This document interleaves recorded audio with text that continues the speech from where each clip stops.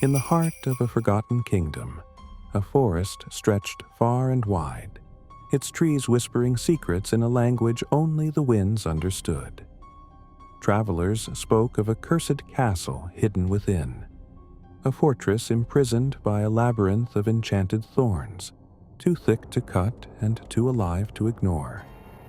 They called it the Thorned Vale, and none who ventured close ever returned. But the stories were clear. Within its walls lay a treasure beyond imagination. For centuries, these whispers were dismissed as tales for the hearth, warnings for reckless wanderers. Until, one fateful night, a pair of lanterns bobbed through the darkness at the forest's edge. Philip, a young adventurer with fire in his heart and steel at his side, stood before the veil. His jaw tightened as he surveyed the mass of brambles twisting like snakes under moonlight. At his feet lay a tattered map, edges charred and symbols etched in faded ink. "This is the place," he muttered to himself, voice trembling with anticipation. "You shouldn't be here," a soft voice interrupted. Philip turned sharply, his hand instinctively gripping the hilt of his sword. Out of the shadows stepped a cloaked figure.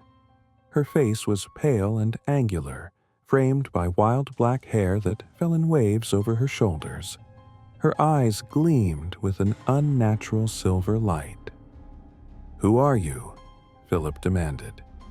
"Call me Maleficent," the woman replied, her lips curving into a half-smile.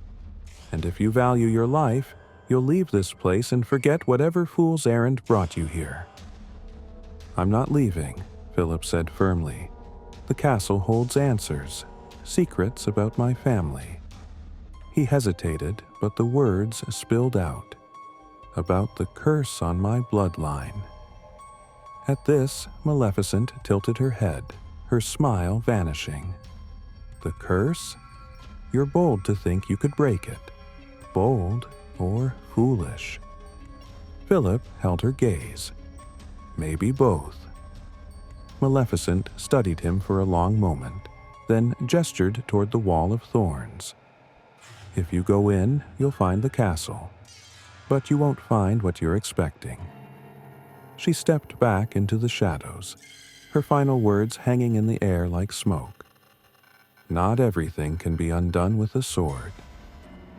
Philip turned back to the veil, gripping his blade tightly. With a deep breath, he stepped forward, slashing at the brambles.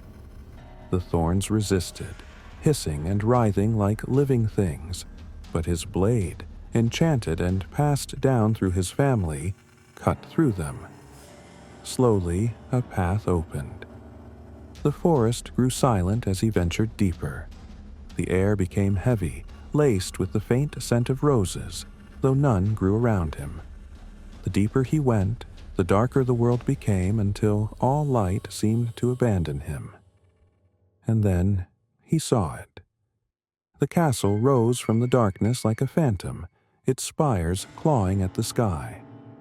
Vines crawled up its stone walls, thick with crimson flowers that seemed to pulse faintly, as if alive. The drawbridge was down, leading to a yawning gate that whispered promises of both salvation and despair. Philip hesitated, the weight of Maleficent's warning pressing on his chest.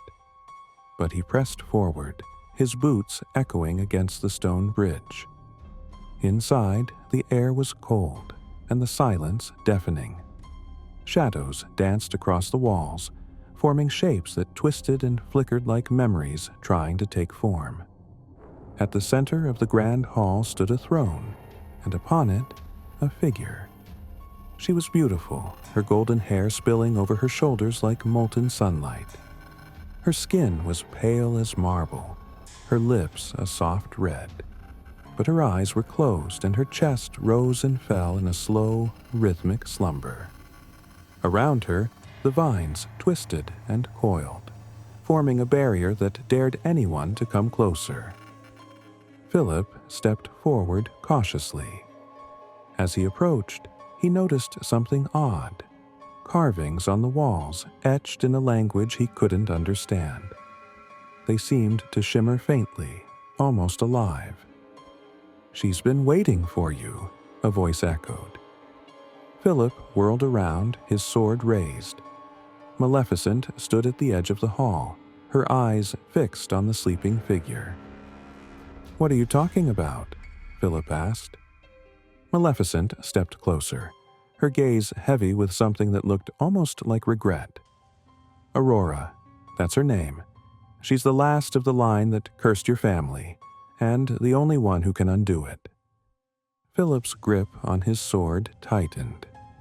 "Why didn't you tell me this before?" "Because breaking curses is never simple," Maleficent said, her voice soft but firm. "Aurora isn't just sleeping. She's tied to the curse itself. If you wake her, the curse on your bloodline might break, but it will unleash something far worse." "What does that mean?" Philip demanded.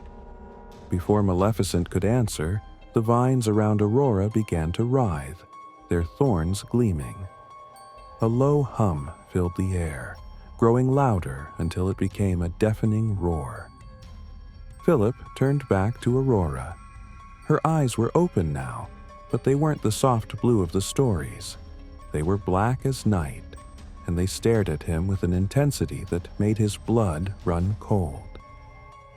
"You shouldn't have come here," she whispered, her voice layered with something ancient and otherworldly. The room trembled, the shadows on the walls springing to life and clawing toward Philip. He raised his sword, but the shadows were relentless, forcing him back.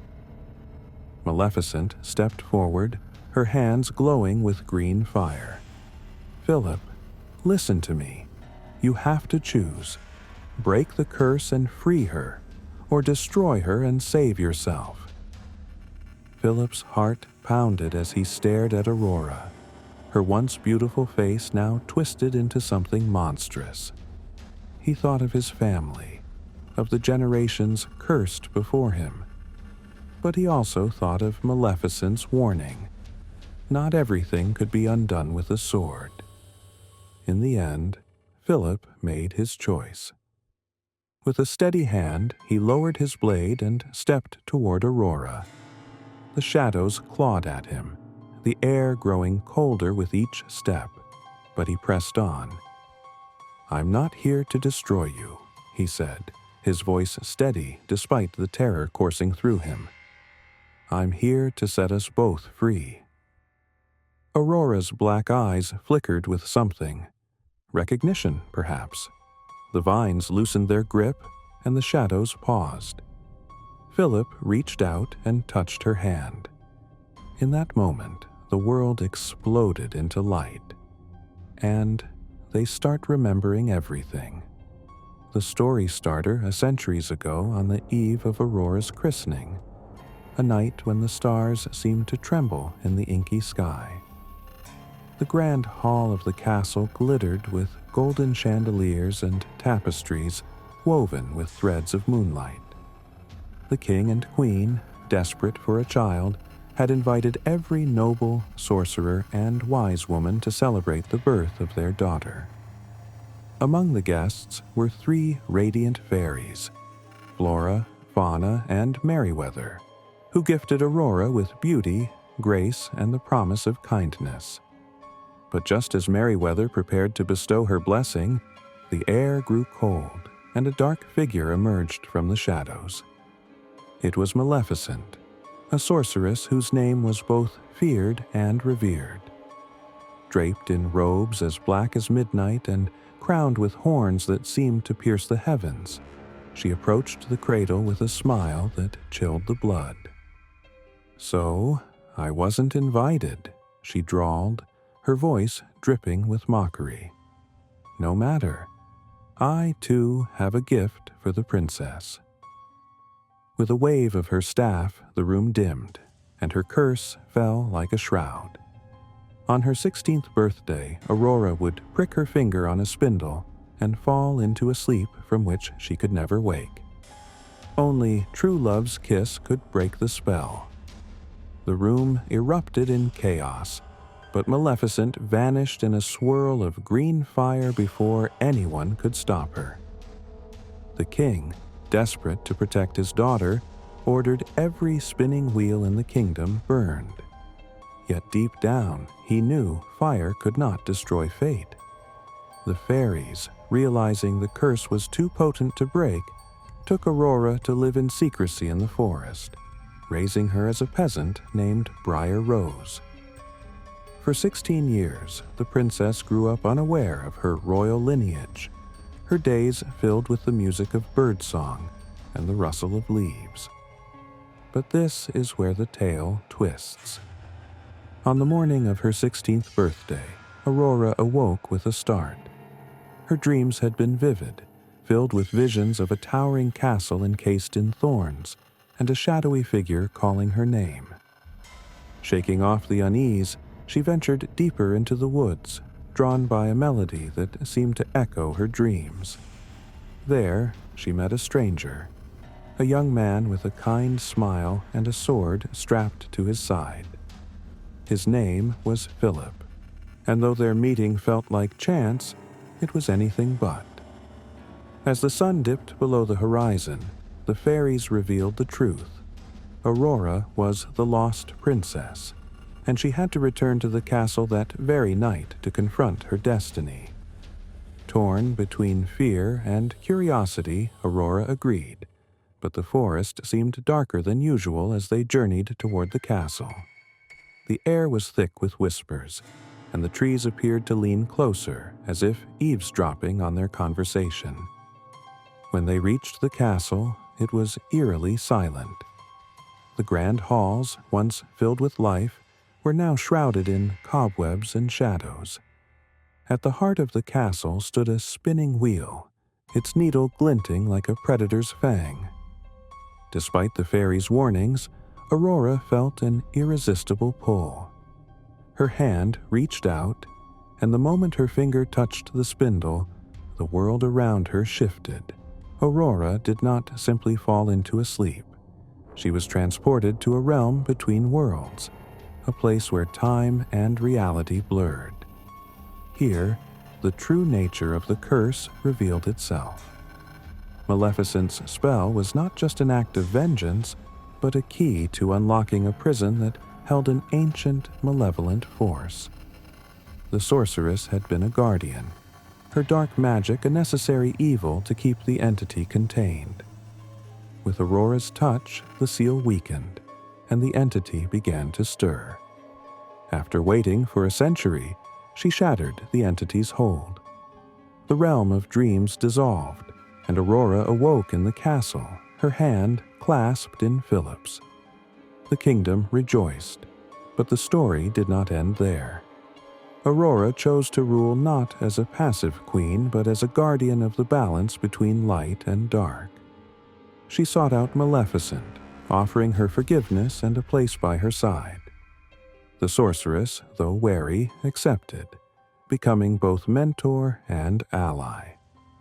And so the kingdom emerged from the mist, its people no longer bound by fear, but united by hope.